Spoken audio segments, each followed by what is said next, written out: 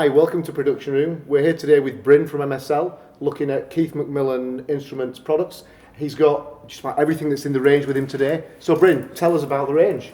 All right, and thanks for having us here. There are currently 4 controllers from Keith McMillen, which range, they'll all work with PC, they'll all work with Mac, and the majority of them with iPad as well. They start from very, very small little keyboards with no moving parts. These things are really incredibly well made. There's a video online of the stress testing where they actually strap one of these to the underside of a watermelon and drop it out the second floor window, which is quite amusing. And useful. Yes, absolutely. We all do that every day. It's a typical night out in London. They've got lots of pretty flashing lights, but more importantly with this one in particular, is that it has a MIDI to CV converter in it. Both ways you can actually do CV to MIDI and MIDI to CV. And it will connect to your computer and transmit those out for you.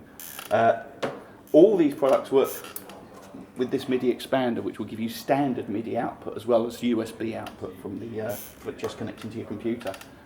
Probably the first product that they became well known for was the QuNeo, which is a drum-style pad controller, but it goes a little bit deeper than a lot of the other ones on the market. You have the usual range of memories. It will work with Ableton, it will work with Logic.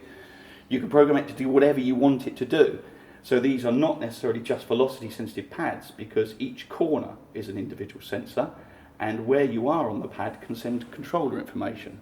So you have a lot of options. This could be a snare drum, and there could be filter and resonance just on that snare drum. So in terms of control, you have a lot more ways of doing it, and each memory has 4 kind of scenes stacked as well. As I say, PC, Mac. Does that work with multiple DAWs? Yeah, it'll come out the box. There's a template in there for Logic. Obviously, by far the majority of the users are Ableton users, right, okay, because it's so deep and it works with OSC. You can get in and have so many controllers flying around, right, but you can map it to everything. It comes out working with, I can't remember what the drum instrument's called in Logic. There's a template in it for that as well, so you can control it. It can just act as a normal drum pad, or it can be controllers. This can be for DJ style, so you actually can send one controller there, but there's actually another controller sent on the distance between the two. Right. So it's very comprehensive, very, very deep, and very colourful. There you go. There are 2 floor controllers as well. Okay. This is probably where the confusion lies between these 2. This one is called 12-step, and is 12 step-on buttons, which are laid out in the form of a keyboard. There again, it's not just on-off switches. These actually you can tilt, so you could have yourself a mini-style Moog Taurus pedal rigged up to the iPad, where you could actually be controlling the filter cutoff frequency when you lean on it a little bit further. There again, template for Ableton. You can clip launch and scene launch from this. If you really want to get into the floor controller in a big way, though, then we have this one, which is the Softstep, and this is the Mark II version, which is hot off the press, as we say. USB. It'll plug in, it comes with templates for all the usual things like guitar rig, but it takes the controller even further. Each pedal can send 4 different commands, and it can tilt that way and tilt that way, and has, I think it's 4 built-in memories that you can select through for controllers and stuff. Very, very comprehensive set of controllers. It's interesting. I know the the 12-step has been very popular with the MIDI expander with a lot of our keyboard players, because if you take Nord as an example, obviously you have multiple modules in there, and one of the modules being the organ module, and it is by far the most cost-effective and portable method of having bass pedals. Yeah, absolutely. And with the expander, you don't need any bizarre boxes or you don't need a computer in the chain. No, exactly. There's a lot of built-in memories in these for controlling various things, whether it just be notes or different controllers.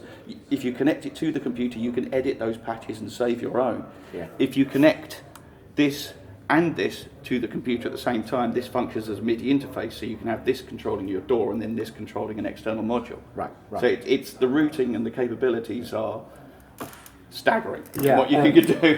And of course, when you're talking about the CV, I presume you've seen a big influx in sales, because with everything that Korg are doing and Roland are doing and Arturia, when you're talking about the need for CV, this presumably is the best solution at the moment. Yeah, exactly. There's actually a really nifty little video where someone's modified, what's the little Monotron? Yeah, Monotron, where they put the CV and gate inputs on them, and they're controlling it just directly from that. Cool. And actually playing it on a proper keyboard and having the aftertouch do the filter.